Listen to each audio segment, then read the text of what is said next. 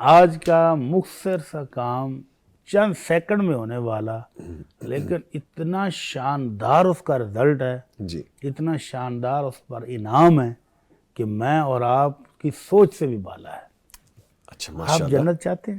الحمدللہ انشاءاللہ ہر مومن جنت چاہتا ہے، بالکل چاہتے ہیں جی۔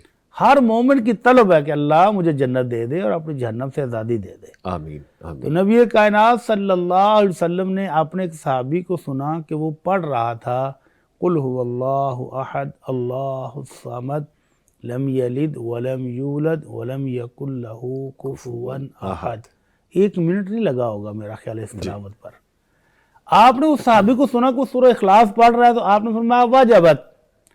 تو صحابی نے پلٹ کے پوچھا اللہ کے نبی کون سی چیز واجب ہو گئی ہے اس بندے کے لیے؟ فرمایا واجبت لہ الجنہ، ایک دفعہ سورہ اخلاص پڑھو اور جنت کی بکنگ ہو گئی ہے، جنت اللہ اکبر۔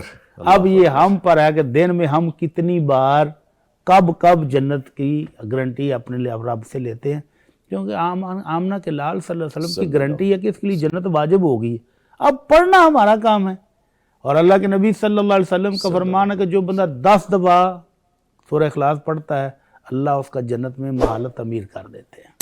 تو ایک بزرگ، جب میں نے یہ حدیث بیان کی نا، بزرگ بڑی رازداری تھی، جمعہ والا دن تھا تو جمعے کے لوگ بیٹھے تھے سوال کر رہے تھے، وہ بڑی رازداری میں میرے کان میں کہتے ہیں پٹی صاحب اگر ایک تصویر روزانہ دی تو پڑھ ماشاء اللہ ماشاء اللہ تو پھر کیا خیال ہے؟ ماشاء اللہ میں نے کہا جی ذالک فضل اللہ یؤتی من یشاء، سبحان اللہ، اللہ کا فضل و کرم تو بہت وسیع ہے، وہ تو دیتا جائے گا۔ یقیناً اب ہمت کرنے والوں کی ہمت پر ہے، اللہ مجھے بھی اور آپ کو بھی ہمت کرنے کی توفیق عطا انشاءاللہ، فرمائے۔ آمین آمین۔ اخلاص کے ساتھ سورہ اخلاص پڑھنے کی ہاں اللہ جی، تعالیٰ اخلاص کے توفیق عطا ساتھ فرما دے۔ تو دن میں ہم کتنی بار پڑھ سکتے ہیں؟ جب چاہیں پڑھیں، پڑھے اور گارنٹی آمنہ کے لال صلی اللہ علیہ وسلم کی ہے کہ اس کے لیے جنت واجب ہو۔ سر مہر لگ گئی ہے نا، انشاءاللہ۔ ٹھیک ہے ٹھیک ہے جی۔